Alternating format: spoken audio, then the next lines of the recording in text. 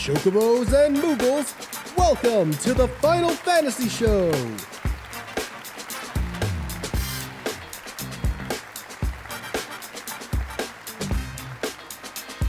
Starring your host, Siryn! Featuring special guest, Allison McKenzie.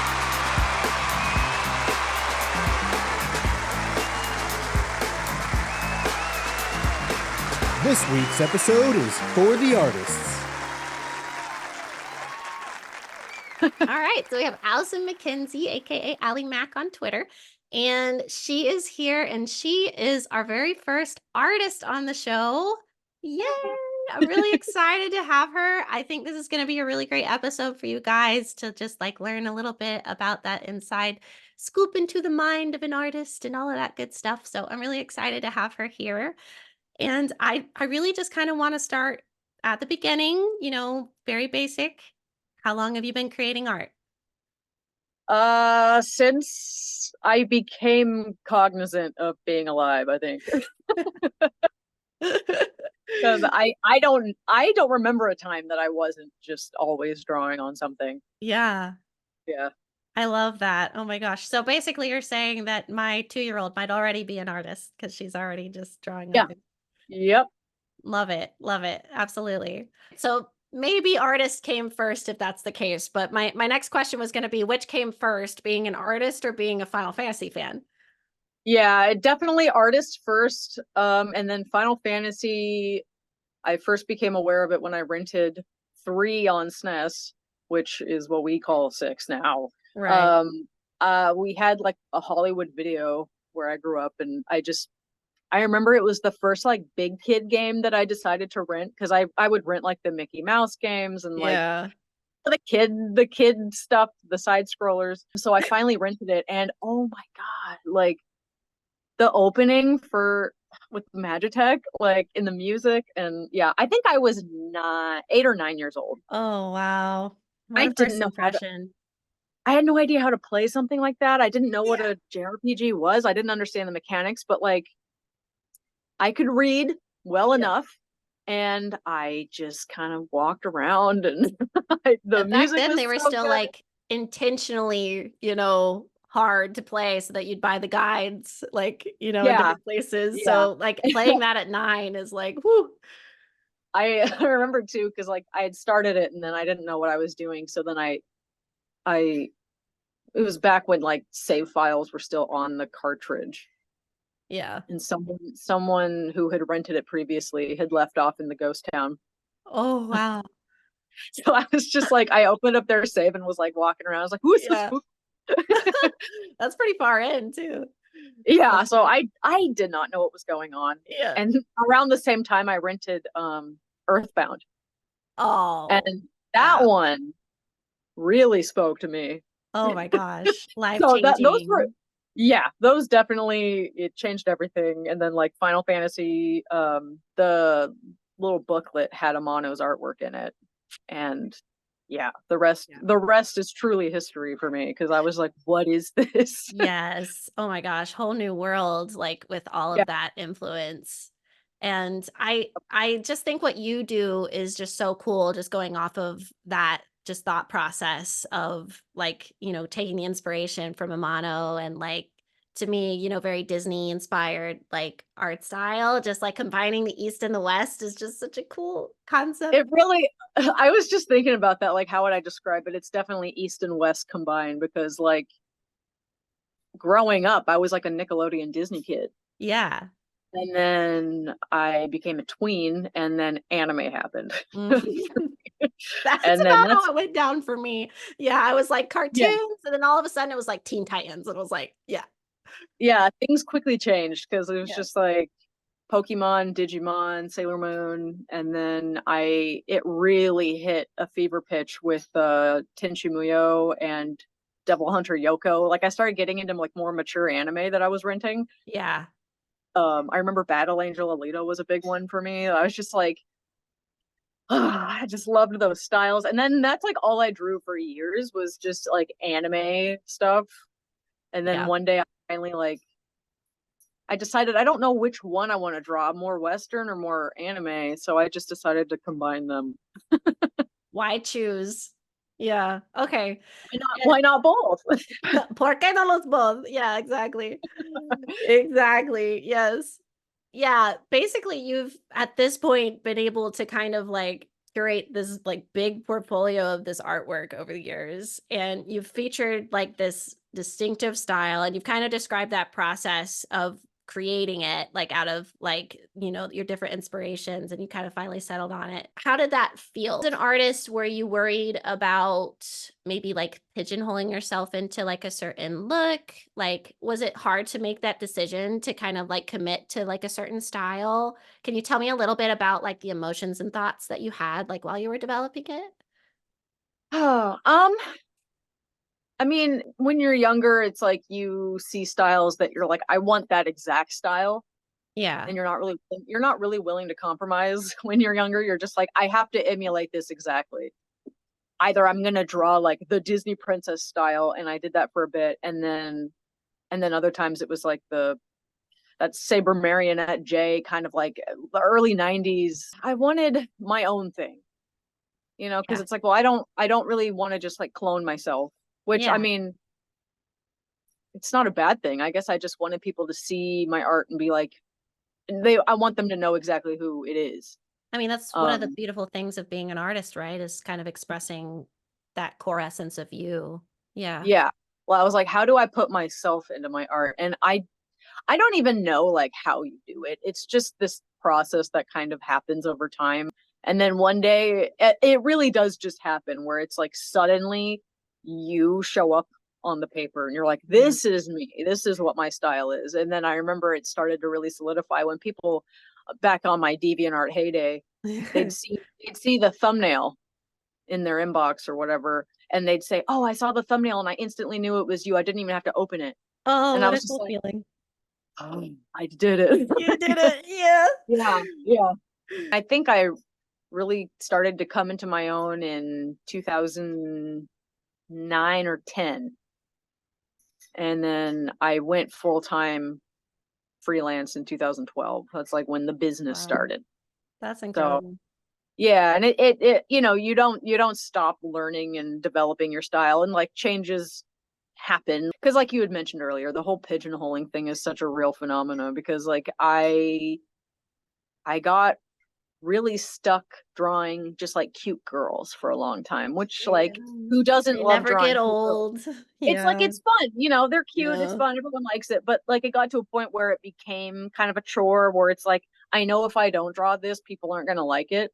So I did kind of get stifled, and I feel like my progress kind of halted for a bit while I just drew the same thing a lot.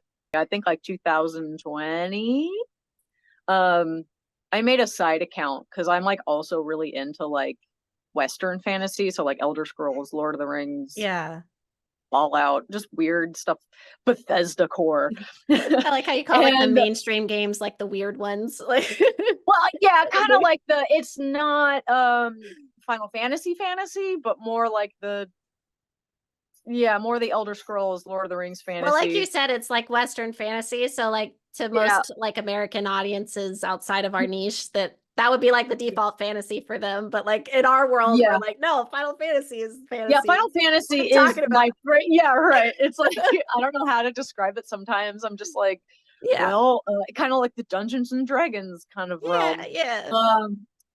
But I really wanted to draw the characters that I was seeing there, and it was such a far cry from what I had established myself as at the time that I didn't want to turn everybody off and Right. like out of left field and start posting a bunch of like more realistic, as in maybe I'm drawing smaller eyes instead of the big cartoony eyes, and I'm drawing like I never drew men like ever.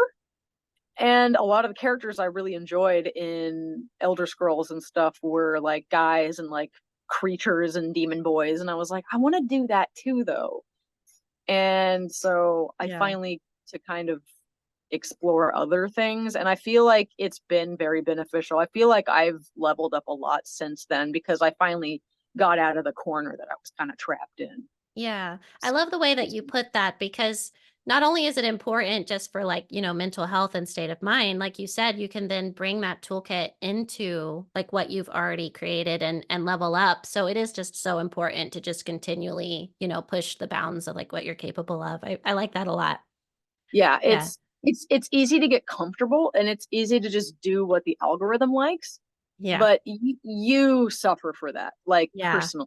So I'm like, I had to break this kind of obsession, which I think everybody who does any kind of online creative work has experienced, where it's like, well, I know what will get numbers versus what's going to fulfill me on a more spiritual level and a Yeah. creative level, and what's going to connect me to people on more of like a, because I at the very bottom of it, my motivations are to like make friends with people who are like me. I'm not looking for just a bunch of people to, Mindless followers. yeah, just like people who are like, oh, I'm such a big fan, which it's cool when people say that. I'm like, that's really great, but I'm looking for like relationships, kind of, because like Yeah. I was a loser in school, right? I didn't have any friends.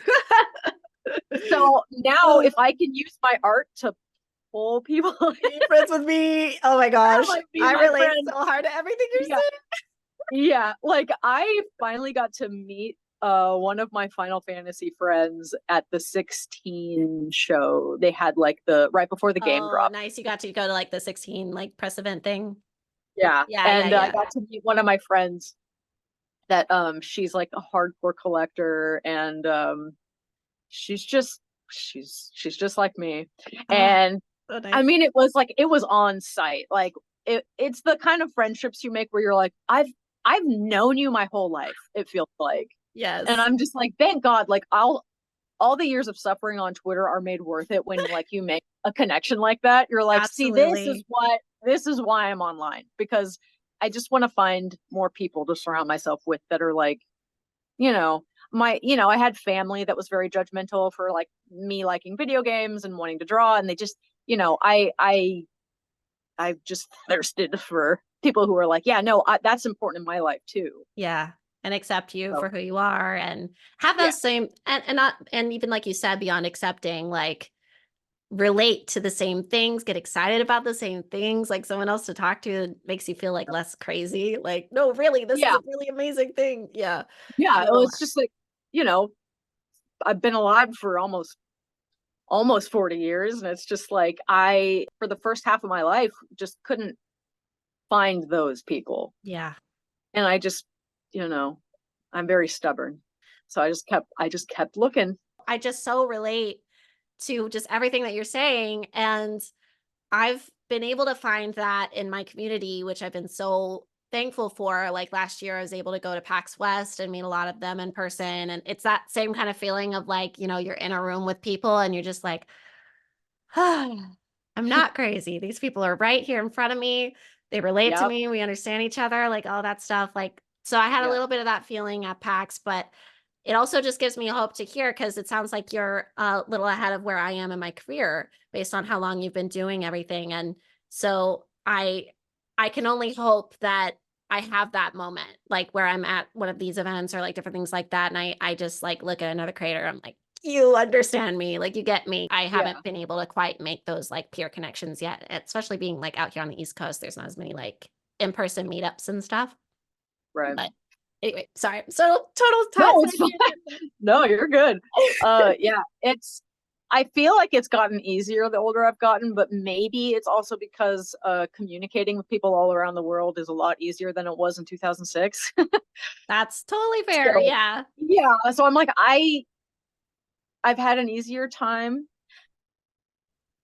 I think moving helped me because I was living in a pretty like it was kind of a secluded little tiny country town. Yeah. Same town I had gone to high school, elementary school, all that stuff. And it's like, yeah, I have like my best friend in the whole world is from my elementary school through high school. Like we grew up together. She's never played a video game. Yeah. I'm still working on her. I'm like, Yeah. one day I'm gonna get you. Cause I was like, I know her well enough that I'm like, hear me out. Just let me put this on. I put on Street Fighter 2, the animated movie, and she was obsessed with it. I don't know, it's such a funny movie. But then I made her watch the live action with Raul Julia. And her and I are like, we have old man crushes all the time, right? So I was like, you have to watch this because he's in it and he's so camp.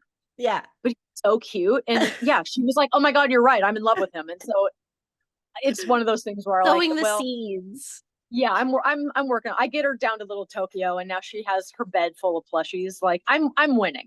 I'm winning right now. It's a slow burn.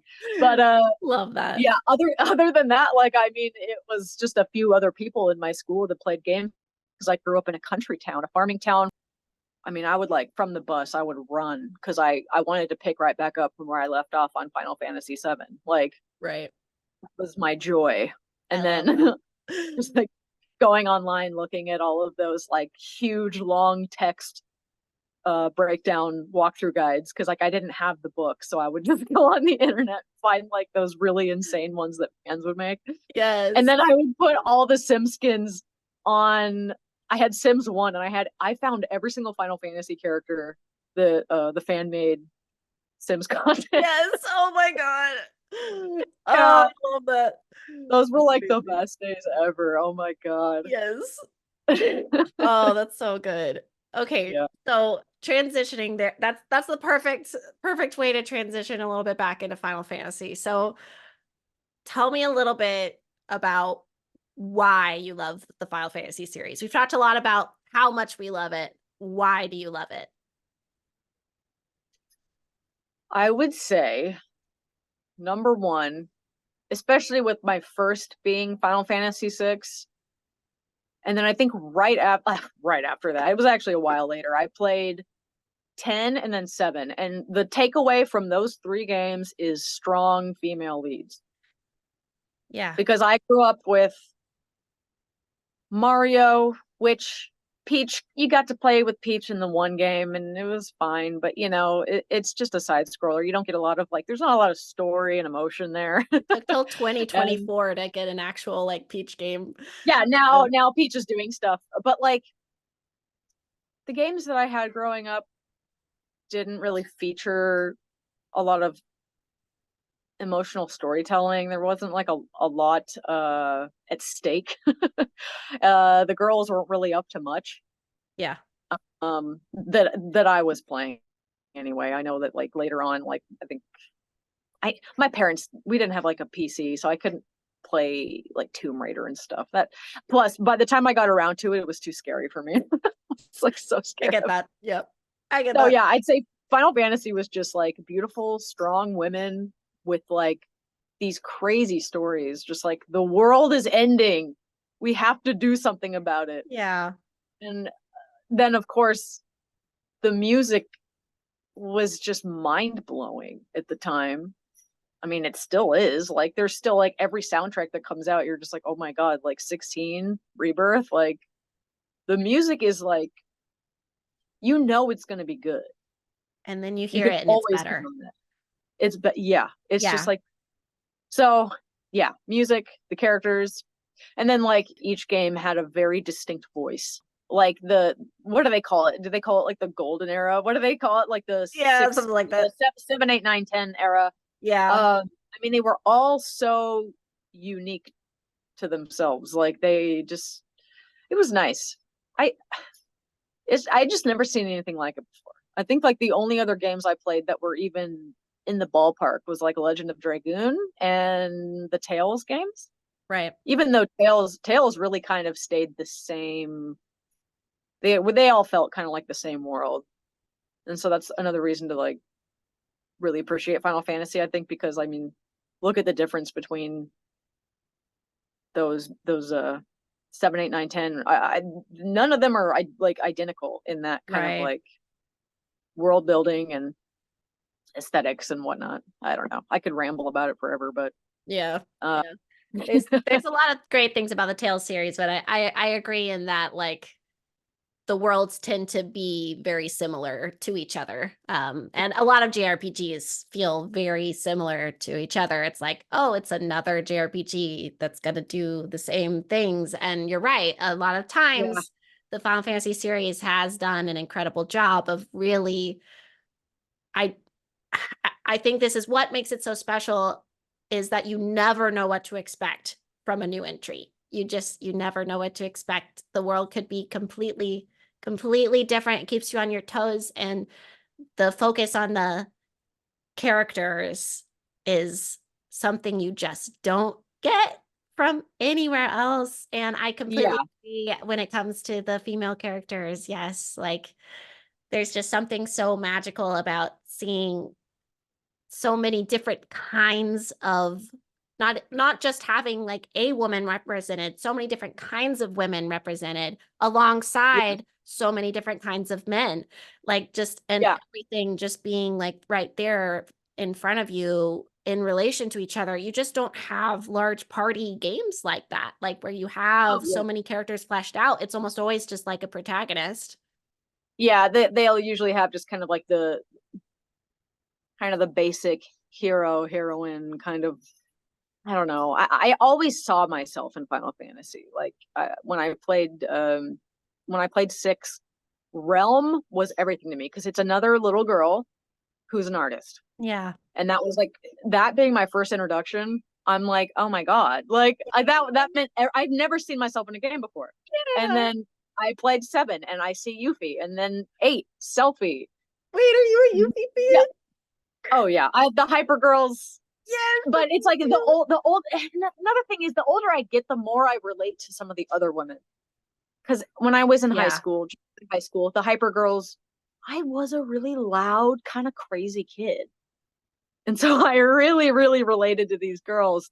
And the older I get and the more I've been through, you experience loss and sacrifice and just really hard times in your life. And now I'm like Yuna's my favorite Final Fantasy character. Like, she's incredible. And like, I find that characters like her make me want to be a better person. Like, I want to be a more patient, positive. That's how I feel about Tifa. Yeah. Yeah, Tifa. She has so much control over her emotions. Yeah, it's like she's been through it, and yet she carves a future for herself. And it's just these girls, man, they're so strong. And I mean, it probably sounds, anyone who's outside of this would probably be like, that's so corny. But it's like, I think it's a testament to like how well written these characters are, that you see yourself in some and then want to be. And I could pretty much guarantee anyone listening to this gets it. Like, yeah, I know for guys, they see characters like Cloud and his struggles, and I think like Cloud and Zidane are really good characters for like mental health. Clive as well in 16. Like, Clive.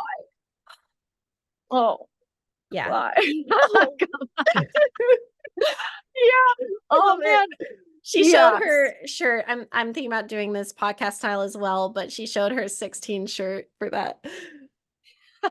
Currently wearing. Yeah,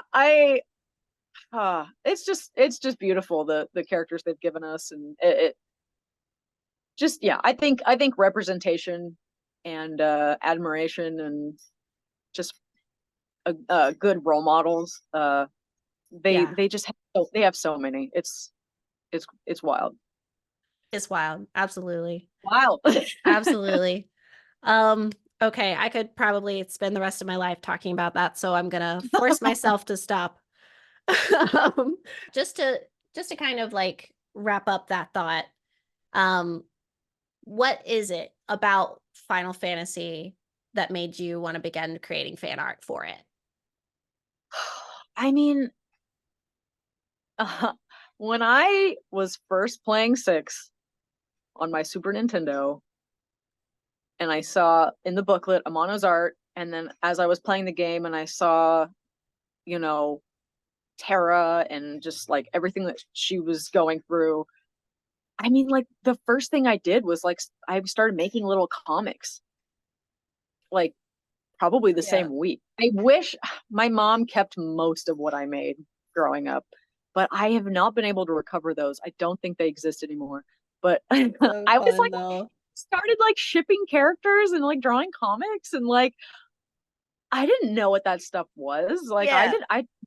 we had like just gotten home internet like maybe a year or two later. Yeah.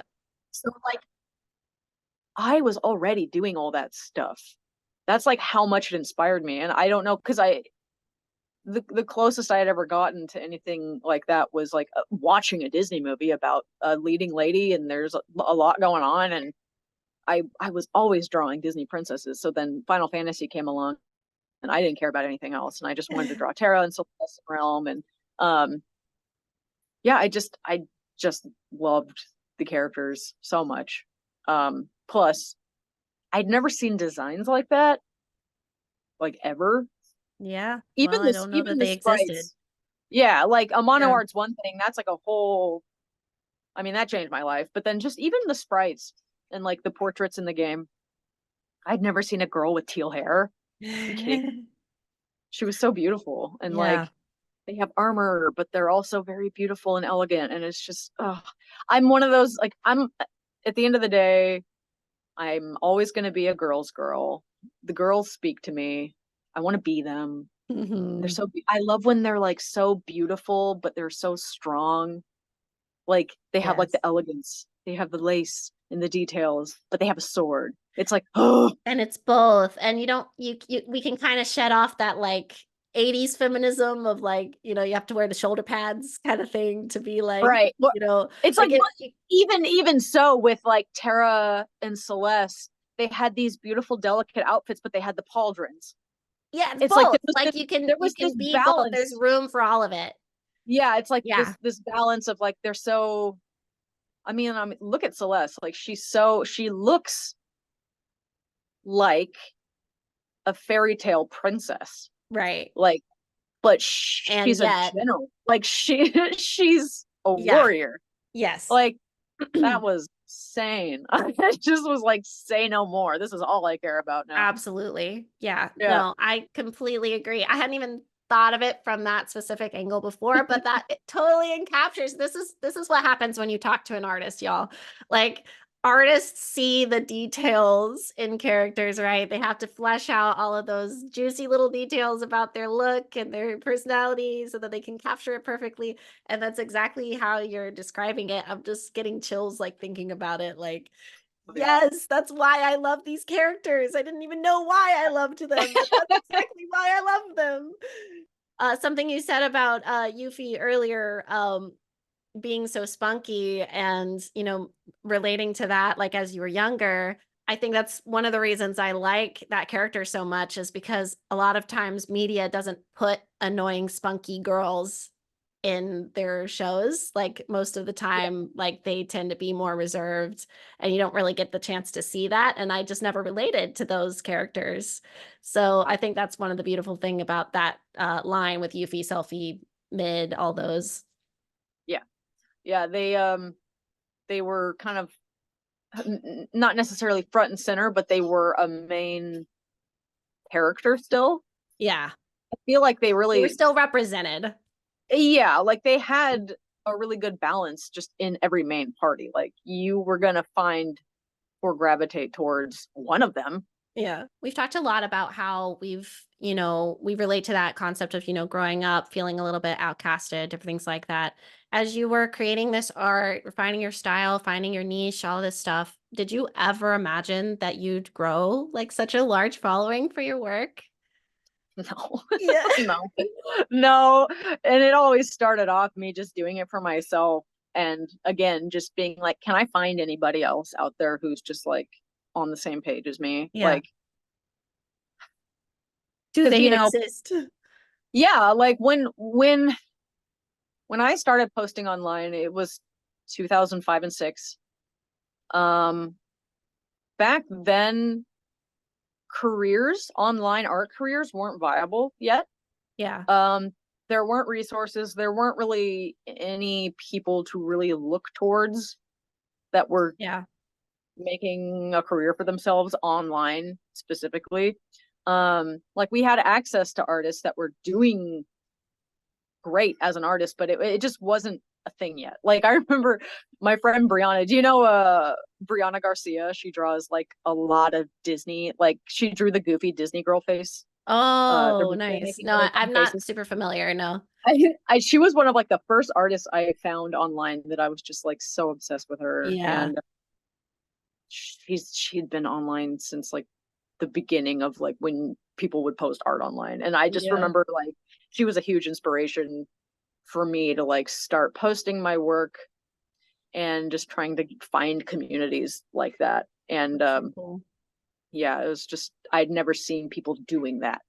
And I was like, oh, well, I'm gonna do it. yes, I'll just start doing that.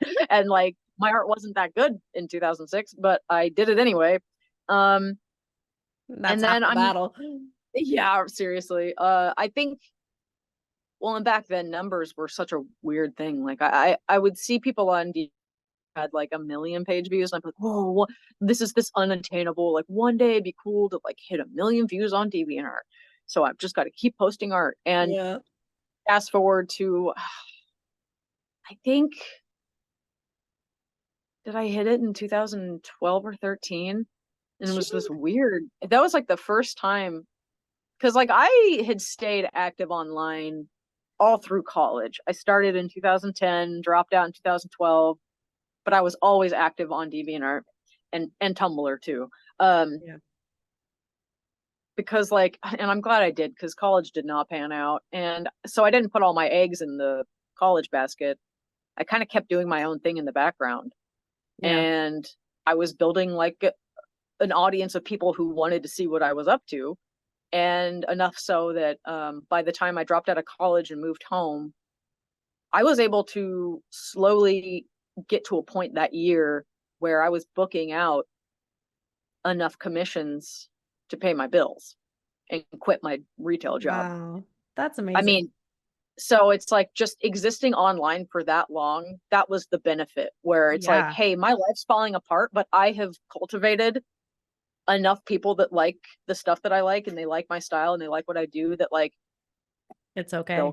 They'll commission a portrait or something, and I can book out like a bunch of those. And I won my dad over finally. Like they're boomers. Like my parents were boomers, and they couldn't conceptualize an online art career. Right. And it was only then becoming kind of this like thing now, where it's like internet artists like taking commissions and doing selling prints and going to conventions and doing all this stuff was like, it was kind of a normal thing by 2012-13. And I showed him my like paycheck, my PayPal balance after taking a bunch of commissions, and he just goes, no shit, because it was like I had $1,000 in my PayPal, and he was just like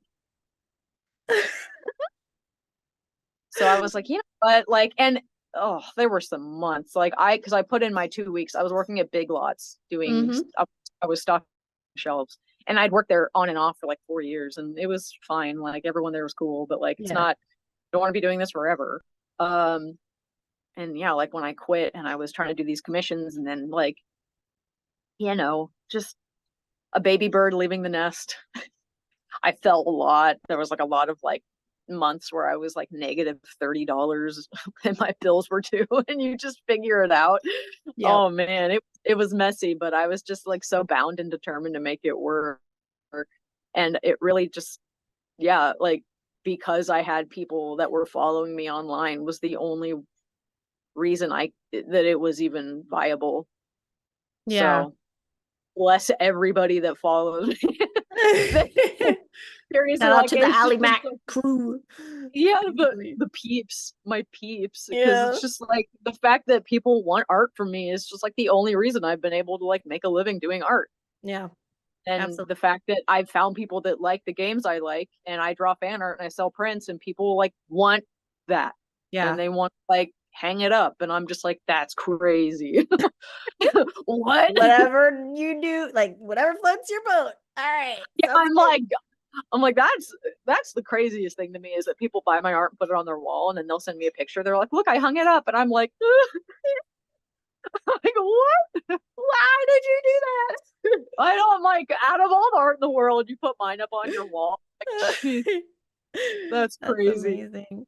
Yeah. How would it make you feel for me to say something along the lines of like, all right, you were talking about how it's kind of a new phenomenon, to be an internet artist. Like how would it make you feel if I were to say something like, you were a part of establishing that. You were someone that other people looked to find that mold. How does that make you feel? I don't, I don't know. I don't want to give myself too much credit here. But I had to fumble around in the dark just as much as all the other early internet denizens did. Tried everything, failed a lot, found what worked. And anytime a young person would write me and say, where do I start? I'd give them every resource I had. And I said, this is what worked for me. This is what didn't work. Here's a bunch of links. Here's a bunch of stuff, like Godspeed, comrade. Yeah. And some of them come back to me years later and they're bigger than I am. I have this girl that she was from my hometown. Yeah. I met her there was this little tiny convention we had at our library. It was a one afternoon at a library. A bunch of kids showed up. It was just a fun little comic convention. And I met this girl. She came up.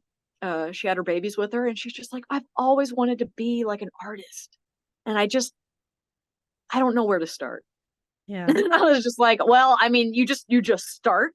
Yeah. And I gave her the resources that I had at the time, and this girl blew up on Instagram.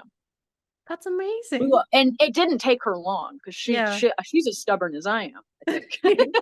And now she's like making a living doing art. And I'm just like, I don't have kids, but I'm assuming that the feeling of being like so proud of someone, I'm just, oh my God, you're my little he's my little art baby. I'm just so proud of her. I'm just like, oh my God. And I don't know how many people I am personally responsible for, but being part of the earlier crew online doing commissions and selling prints and stuff, like, yeah, I don't know. It's weird to think about because it really, it feels like a lifetime ago now.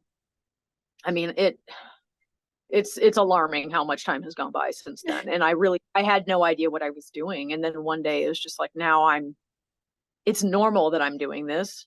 This is all I know. Yeah. And yeah, I'm seeing so many people online making it happen. And it's just cool. Like I don't even know how to describe it because I feel like I've met thousands of artists who are all doing the same thing now. Yeah. I meet people at conventions every year who are just like making it happen. And there's that much demand. That's crazy. Oh yeah. Well, the fact that people are like totally booking out. How many people did they have at Emerald City in Seattle last year? I think they had over like 200 booths. Ooh. I think Anime Expo in New York, Comic-Con, probably have more booths than that actually. Yeah. It's crazy. There's a lot of people making a lot of cool stuff, and a lot of people love supporting artists. And in these trying times that we're living in, it's never been more important to be a patron of the arts in some capacity. Like if you love it. Yes. Yeah. So, gosh, the last 20 years have been, I mean, I've seen so much in 20 years on the online art space. Oh, yeah, absolutely. Yeah. So it's shifted in so many ways, like multiple times, like the narrative on it, the general population feeling about, oh my gosh. Yeah. So anyway, I hope I didn't stray too far from your initial question. No. That was perfect.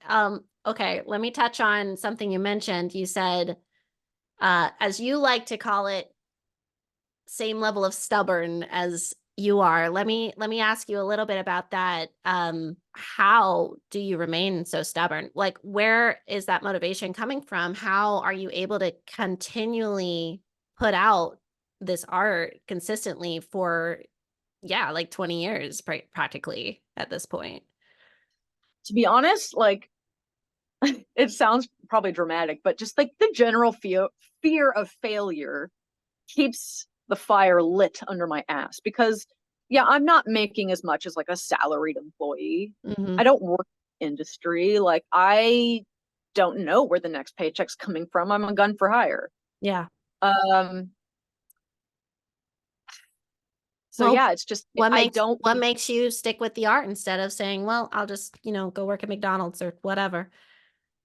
it's just one of those things where I don't know how to exist if I'm not making something. That's beautiful. And I don't, I put in a lot of time working customer service, and I learned so many invaluable life skills there. Like just I learned how to talk to people. I learned how to I understood like the basics of like customer service, which is like a huge part of running your own business. It is. Yeah, you need it as an artist for sure.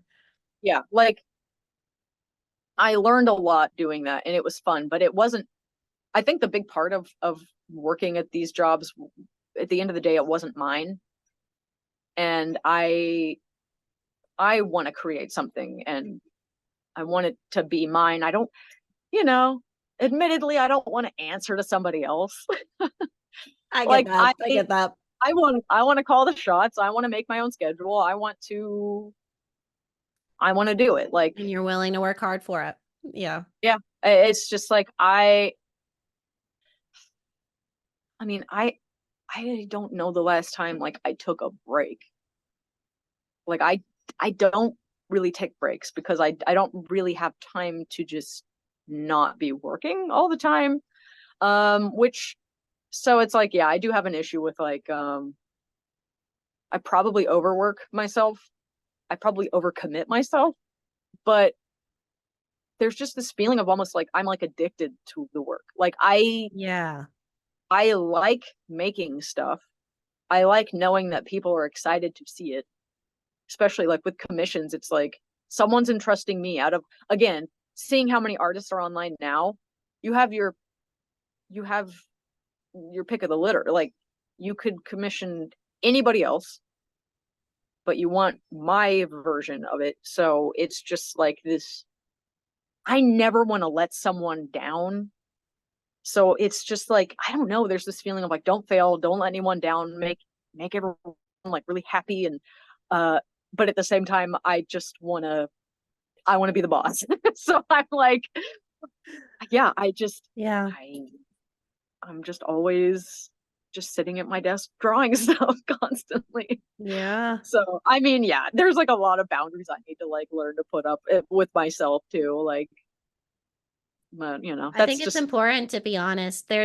I mean, as any, like kind of what we've been talking about of like just any creator or really any entrepreneur of any kind, it's just so incredibly important to, build those boundaries as you go.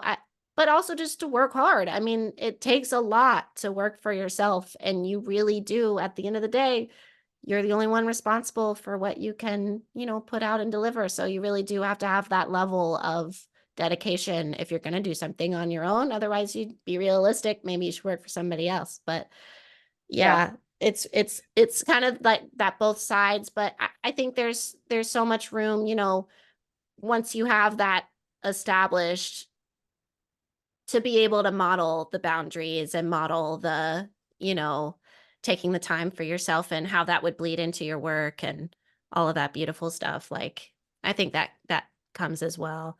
I hope it comes for yeah. you It's because it's so important. I know it's kind of, there's this murky line between personal life and engaging in hobbies and Yeah.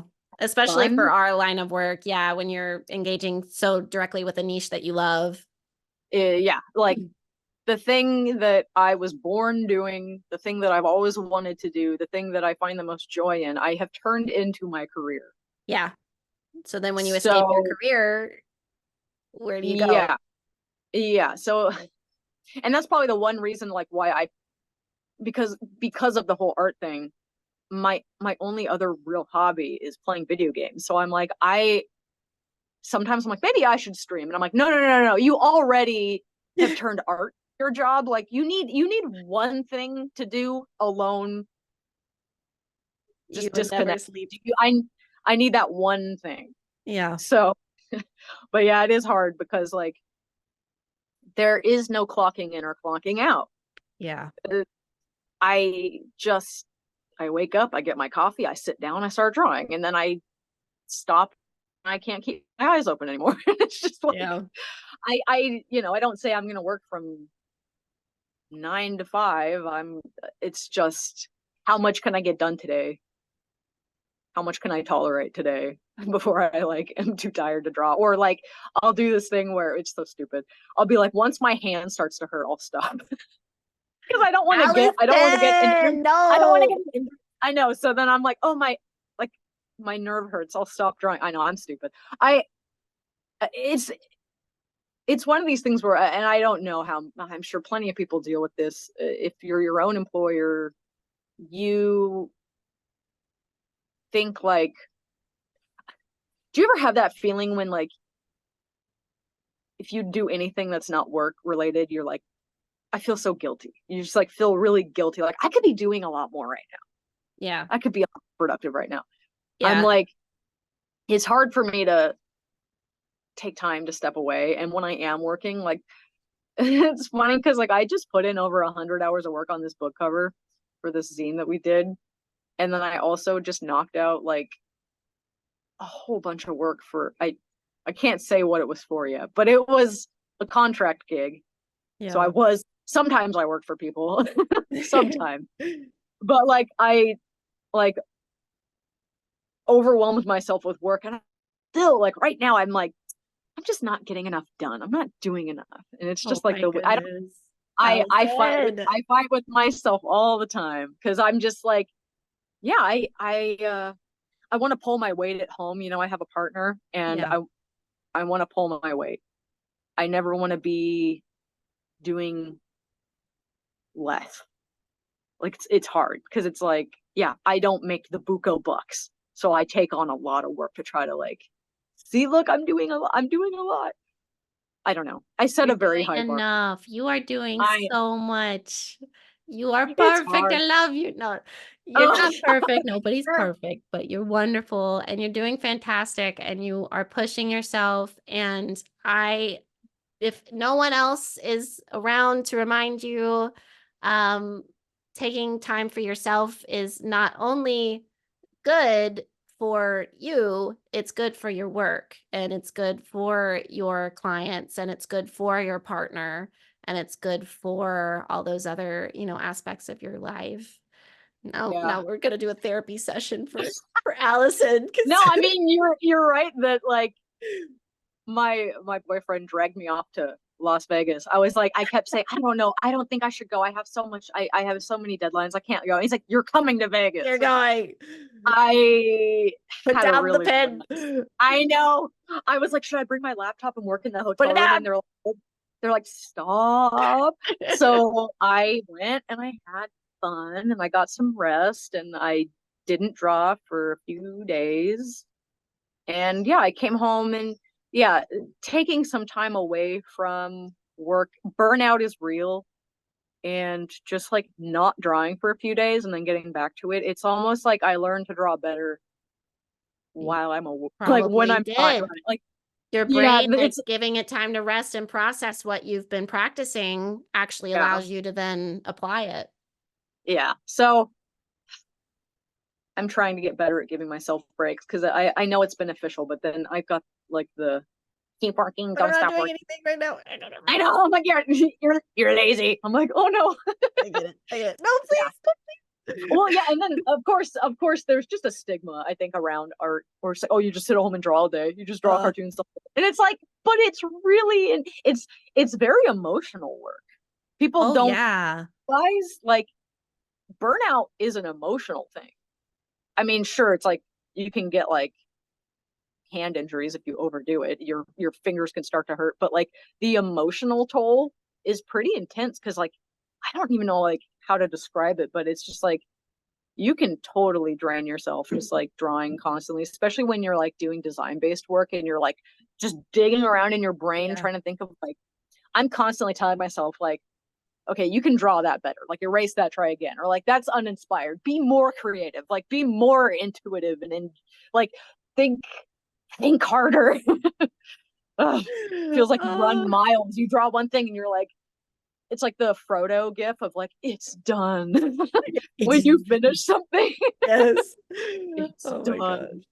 Anyway, Yes. No, yeah, I've dabbled in not art like that, but I've done graphic design and like as a career job before, and it's the same. Yeah. No, I get it. well, and And you're control streaming. Z and then like da da da da da da. Yeah, well, and the work you do is very like being on and like talking and doing like just that's hard. That's another reason everyone's like, why don't you do art streams? I'm like, I just can't. Ugh. You would I be just on the whole time. I mean, you just put so much emotion into your work and your art, and then you would yeah, then be giving that emotion to whoever was watching you. Yeah. yeah. Well, and then No, I it would overthink be it. too I'm like, oh much. my God, because like you don't want to know how to race. I'd be embarrassed. I'd be like, oh my God, they're gonna watch me mess up the same fingers 200 times. I'm like, and if I get too into it, like I make the worst faces when I'm drawing. Oh my gosh.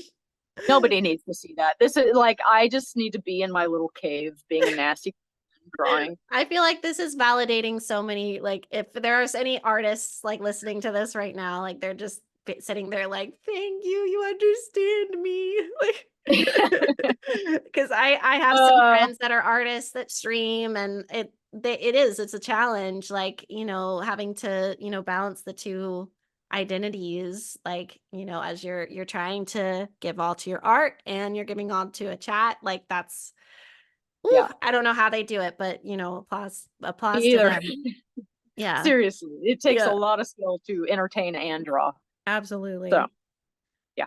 Okay, so now that we've finished our therapy session, that was really great. Thank you so much for sharing all of that with Of me. course. I Oh my think God, of that's course. probably oh yeah, so valuable for just like anybody listening, just to kind of see like inside your minds and like just the way that like an artist like ticks and all that stuff.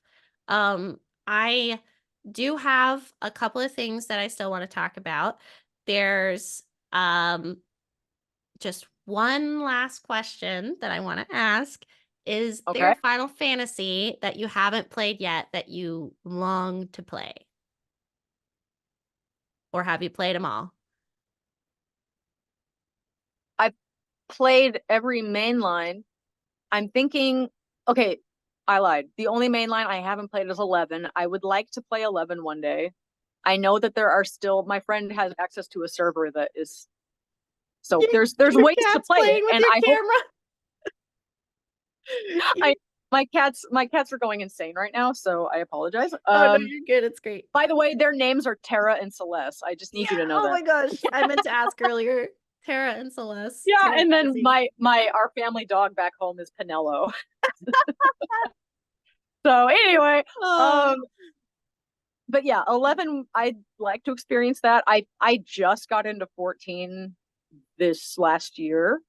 I'm still I know. I was like I had mentioned earlier, I'm a big Elder Scrolls fan, so I was playing ESO since launch in 2014, right? Ah, That was my MMO. But it was yeah. hard being like, no, no, no, I'm my favorite fandom is Final Fantasy. That's my favorite, Final Fantasy. And everyone's like, but you play ESO. And I'm like, listen, like I can't play everything at the same time. So I'm taking a break from ESO because I played so much of it. And I'm like, Yeah. okay, I'm gonna do it because I need to know. One Like of I us. love every Final One Fantasy, of so us. I need yeah. So I'm loving it. It's great. It's awesome. I have not had much time to play it, but from what I have played, and my boyfriend's playing with me, so that's been really fun. Yes. So and but what got me to sign up was seeing the Pictomancer because Oh my gosh, of course it did. my first favorite character was Realm, and I was like, oh my God. I was like, say no more. Here's my monthly payment. Like In a I'm twist back. surprising absolutely no one, the first artist job in Final Fantasy 14 convinces the artist to play Final Fantasy 14. I was like, maybe this is the game for me. I was like, Oh there's my gosh, a I lot. love I that. have a lot of content to get through before I can do that. So I got my work cut out for me. So anyway, I guess 14 is kind of technically happening. So off the top of my head though, I'm thinking the Type 0. Oh yeah. Yeah, I bought the strat guide for it a couple of years ago, mostly just because I collect those books. But I really want to play that because it just intrigues me. And then I played Opera Omnia since launch. Rip to the goat. Oh, I know. But I'm so sad. I mean, thank God for Ever Crisis because I'm obsessed with that now. But Opera Omnia was so good because it had everybody. It had everyone. I got to play Maria. Like it was so great. But it had all the Type O characters, and I was like, they're so cute. And like, so it's on Steam, so I bought it. I just haven't gotten around to installing it, and so yeah. I guess that's probably the one that I have my sights set on. Okay.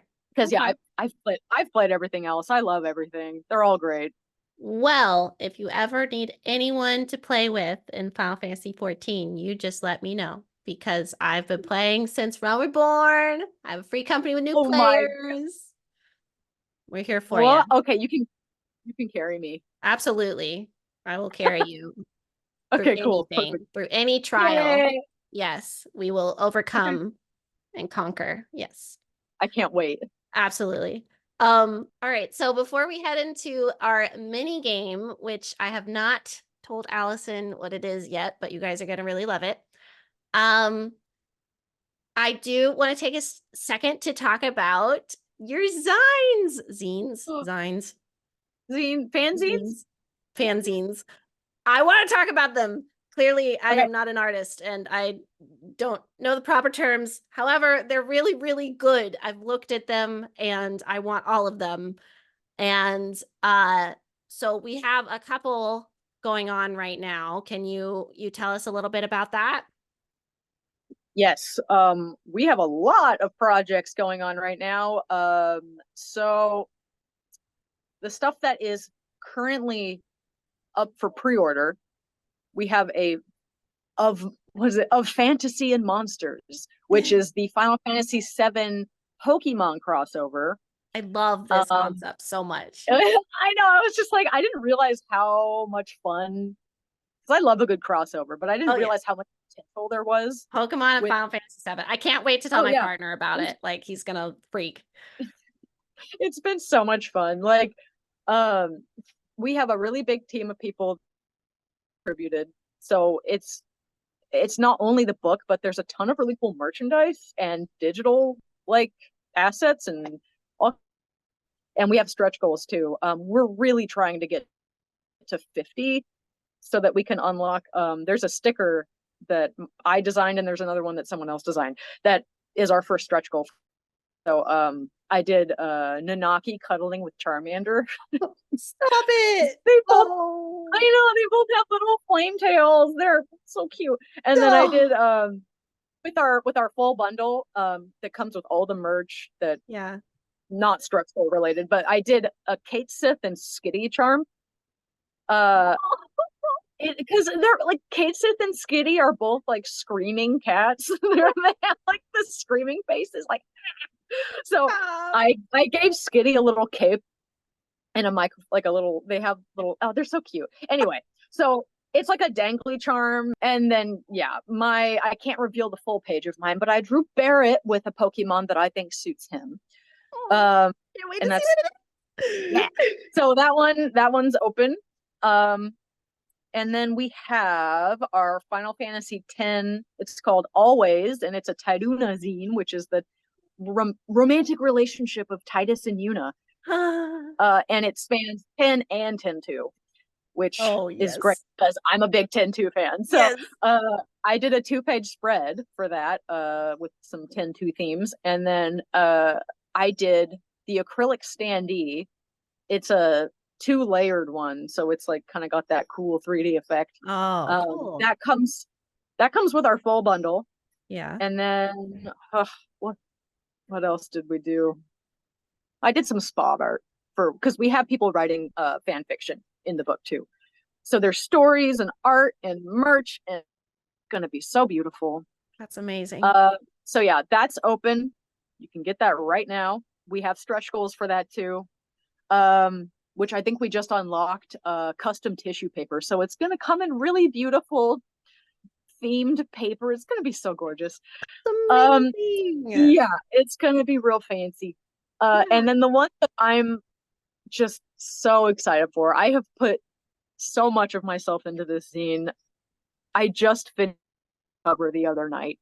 It's like a wraparound cover. It's crazy. We're doing a zine called Lucida, Sidera, and it's all about the ladies of Final Fantasy, like all ladies. And I mean, we've got tactics included, we've got the sequels included. Like, we're trying to cover as much ground as we can. Tons of classic ladies.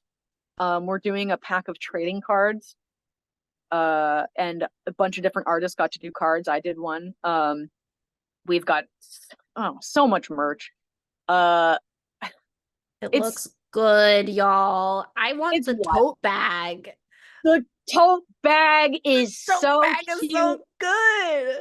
You got to show the tote. It's got good girls on the bag, and there's this really cute acrylic charm for the PS1 era, and it's got all the PS1 girls. All the PS1 girls inside the PS1. Oh my god, it's so cute.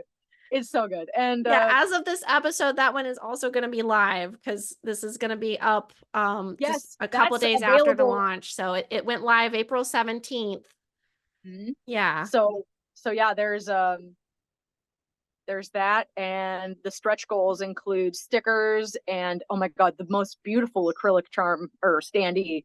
It's really nice. And I did a page as well, and I did some spot art. So like, I put in probably 200 hours into this project. Oh my gosh. I really hope, like, I can't wait for the cover reveal. That's been the last like 2 months of my life. Pretty a lot of all-nighters, but it's one of these things where, I mean, the cover concept I came up with in 2009. I wanted to do this image, and you can imagine how many girls have been added since 2009. Oh my gosh. So yes, I remember pitching it to my mod team, and I was like, hey, so like, this is ambitious. Oh wow. What I want to try. It's like, there's so many characters, you can't fit them all, but I wanted every fan to see this book and see their favorite. If not inside or on the merch, on the cover, it's going to be like a Where's Waldo of all your favorite characters. I'm like, I really want it to be like, all these women are so important, and I want to shove as many as I can into this thing. This has been your dream since 2009, and it's coming out now. Yeah, like, it actually happened. I can't believe it. I'm gonna get to like, I'm gonna cry. I know. I'm like, don't even get me started, because like, the whole thing has just been like, I said, like, I've just always wanted a zine like this to exist, and the fact that they trusted me with the cover, and like, they let me take on a lot of work. Girl, I was like, you've been dreaming of this since 2009. I would trust you with anything. I was just like, you guys, this is it. This is the one. So I am so excited. I'm not going to shut up about it. The second this thing goes live, I'm going to be talking about it constantly. So anyway, it's been a dream through, and I hope that Final Fantasy fans see it as like the ultimate like love letter to the entire franchise. Yes. So well, if you guys are listening, watching this current, these zines are currently live. We have the Always Tiduna zine that's going to be open for pre-order until May 1st. The Pokemon crossover with Final Fantasy VII zine, that's going to be closing on April 30th. So that's a quick turnaround. So make sure you go check that out while you can. And then this wonderful, incredible passion project, this Final Fantasy ladies zine, that's going to be April 17th to May 17th. So get it before May 17th. It sounds like a once in a lifetime like collector's item to me. Like, I cannot wait for it. I'm going to have to snag some sort of bundle of it for myself, because the art is just absolutely beautiful.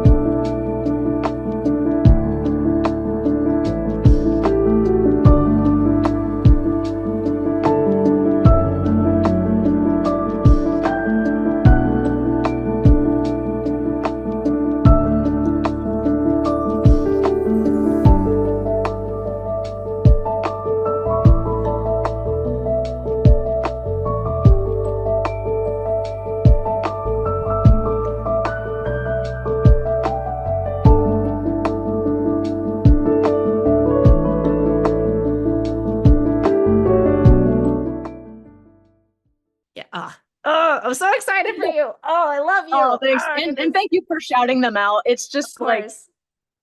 we got to find all the nerds out there because Yes.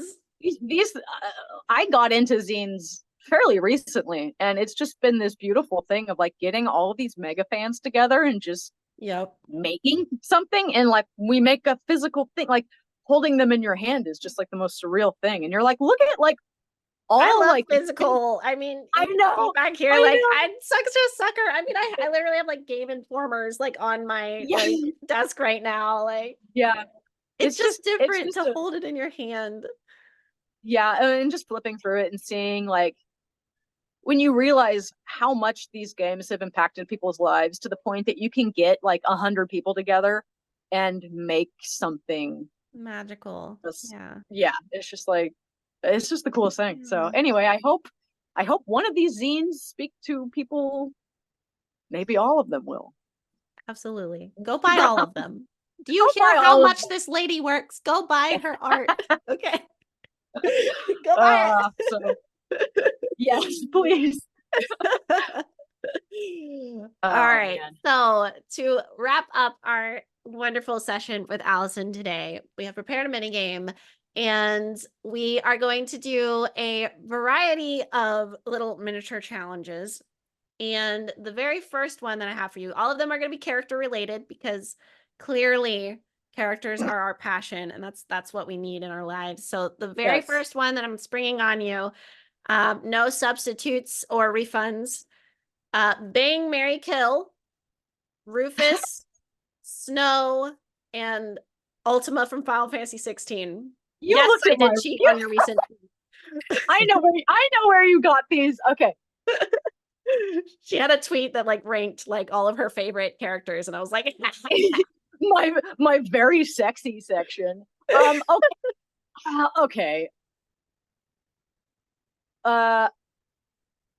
Bang Ultima, marry Snow, and sorry Rufus, kill Rufus. I knew that's what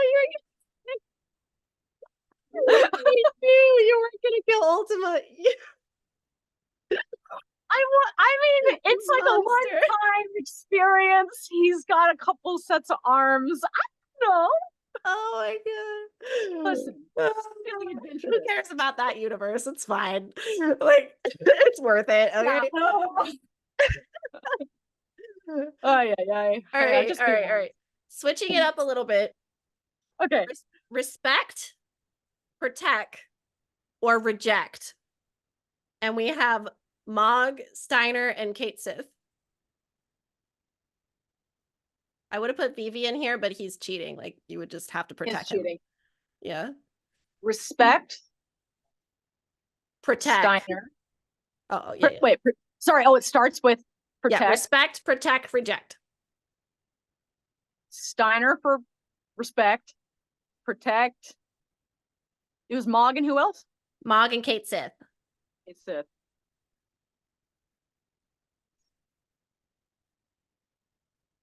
This is so hard.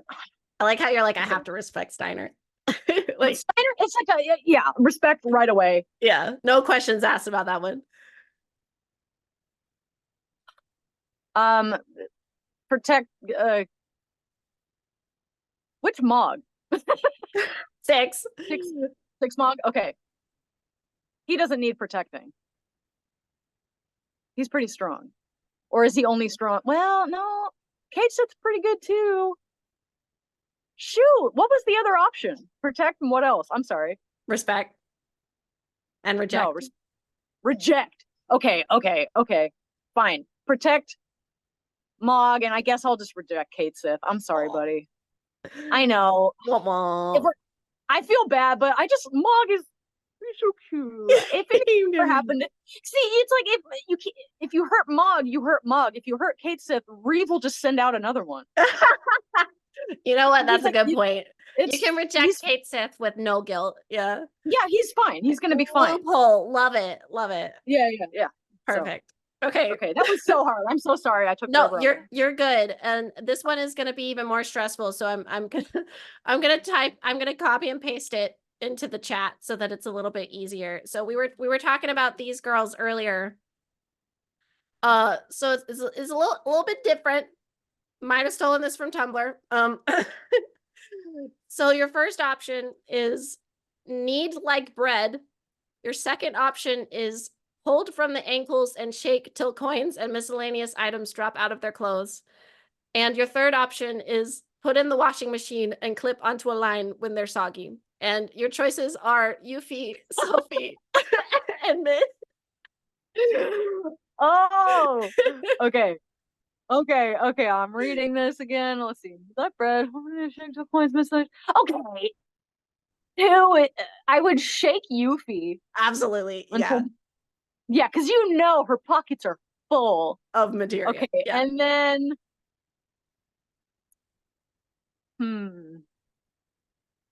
let's put Selfie in the washing machine and then let's knead Mid. Perfect. I love it. Mid works so hard. She's so smart. Yeah. She probably needs like a scalp massage. You can knead her her scalp. Yeah. Because her brain needs a rest from creating stress from engineering life. Yes. Yeah. Girl needs a massage. So, yeah. Everyone in the 16 universe needs a massage. Let's be real. They all need a spa day. They're like stressed. Yesterday.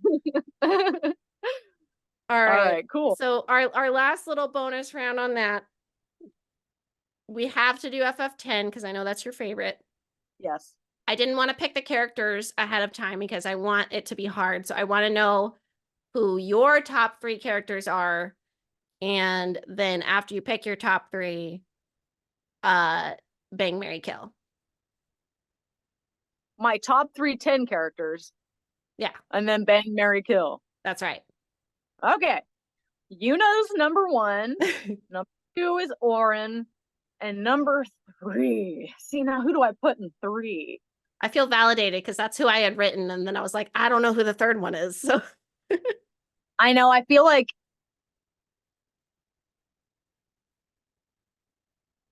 it's either Lulu or Riku. Let's say Lulu.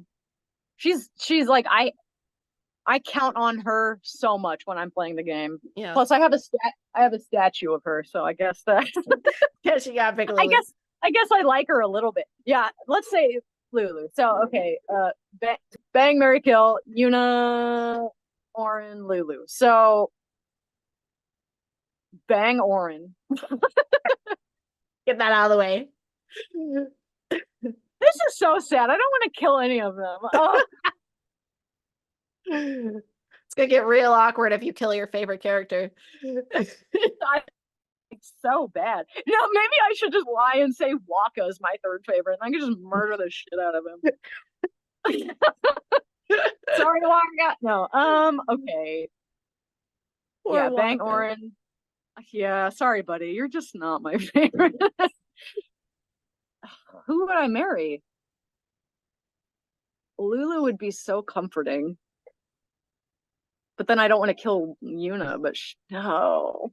Why are you doing this to me? This is like... Because it's really good entertainment. I just feel like... Lulu would take really good care of me. Oh my gosh. Are you literally about to kill Yuna right now? I don't want to, but she was gonna kill herself anyway. She's already committed to dying. Go figure, she's my number 1 Final Fantasy character of all time, and here you have me kill her. Have me killing my fave. You're evil. All right, well, you heard it here first, ladies and gentlemen. Allison is banging Auron, freaking marrying Lulu, and killing Yuna. It pains me to do that. I don't feel good about it. So don't cyberbully me. And here we are. Oh my gosh. Do we need this off with a tour? With a tour? Absolutely. Yes. Please bless us with your collection here.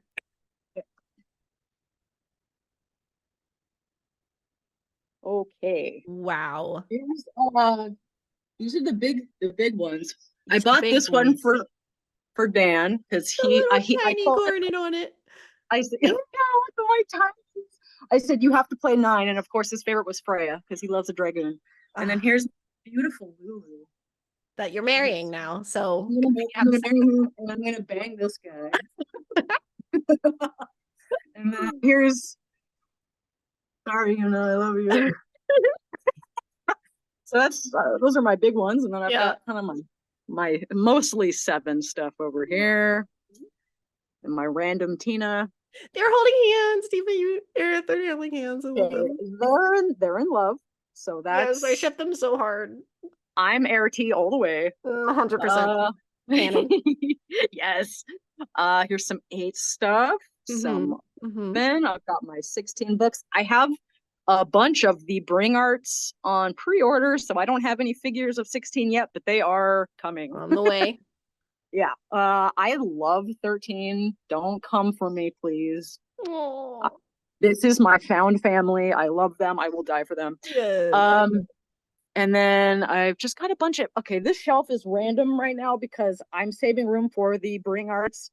I managed to find Tifa out in the wild. Oh. But I have all the others on pre-order, so I'm like saving this shelf and just kind of, I'll probably have to move stuff down here too. I just have a bunch of like silly little guys over here. This isn't even a chocobo, but I thought he looked like counts. I just stuck him in there. He is our son. And then yeah, I'm like, he's a chocobo. Don't worry about it. And then just tons of books. This is all Elder Scrolls. Just ignore that. We don't need Elder Scrolls. This ain't about them. We're not talking about that. We're not talking about that. Oh, and then here's. I just got this guy in the mail the other day. Isn't he so cute? His little zipper. And then I've got my big boy. Oh, we're frozen. My big boy. My murder baby. And then here's Yuna. Anyway. So yeah, that's my Final Fantasy stuff. That's amazing. I'm really good with I'm really responsible when it comes to money, obviously. Thank you for blessing us with that. I love them. I feel like I should get more figures now because I love every single one of them and I just kind of want to stare at them longer. Listen, just a pro gamer tip, go to amiami.com because the price is there. You're never going to want to buy from Square Official because they're way too expensive. They're way too expensive, but AmiAmi has everything. When they go up for pre-order on Square, you can pre-order it on AmiAmi. You can bundle your orders with tons of other stuff. And you're gonna save a lot of money, and then you just pay really cheap shipping, so they ship it on the boat. In 3 months, you have a bunch of stuff. Love that. That's the collector's. If you want to buy a lot of stuff, you can't blow all your money, right? So you gotta save a few bucks when you can. So go use that website and fill your shelves and be like, I don't know, just surround yourself with crap. It's fun. Extra dosage of value from this episode today. You heard it. Yes. little bonus tip for those wanting to start their addiction. Yeah, if you need to start a new addiction, that website is the one you want. Listen, we are here to enable your addictions, okay? Yeah, to enable the collections, play 14, play all of the games. Yes. All of it. Buy all of the art. Embrace it. Yeah. Buy the figurines, play the games, buy the art. Absolutely. Easy. We did it. Yeah. High five. Nailed it. Yes. Perfect. Yes. I'll high five them too. Okay. Anyway. All right. Really, I am getting loopy. And all right. So that was amazing. Thank you so much, Allison, for being here today. This was so much fun. I know. I'm so glad we got to talk, and thank you for letting me ramble for like 50 years. Oh my gosh, absolutely. I don't even want to cut any of it because it was all amazing. And yes, thank you so much for chatting and sharing with us. Remember, guys, there's 3 different zines. Oh my gosh, I can't say that. 3 different zines out right now. The Pokemon X FF7, Tidus and Yuna, and again, that amazing Ladies of Final Fantasy Passion Project zine that's out until May 17th. Those other two are only out till April 30th, May 1st. Okay, get them all I can. So if you look up Allie Mac or Allison McKenzie on Twitter, you'll find me. That's where I post all my zine updates. We have 2 other ones in production. So if you want first dibs on knowing what's going on with zines, mostly Final Fantasy, like 99% of them are Final Fantasy, follow me at Allie Mac on Twitter. You can find me literally everywhere else under the same name, Allison McKenzie. So beautiful. We'll have that up on the screen. If you are sometime down the line listening to this on the podcast, I'll put all her stuff in the description as well. Thank you so much, guys, for watching and listening, and I hope you guys have a great day. Bye.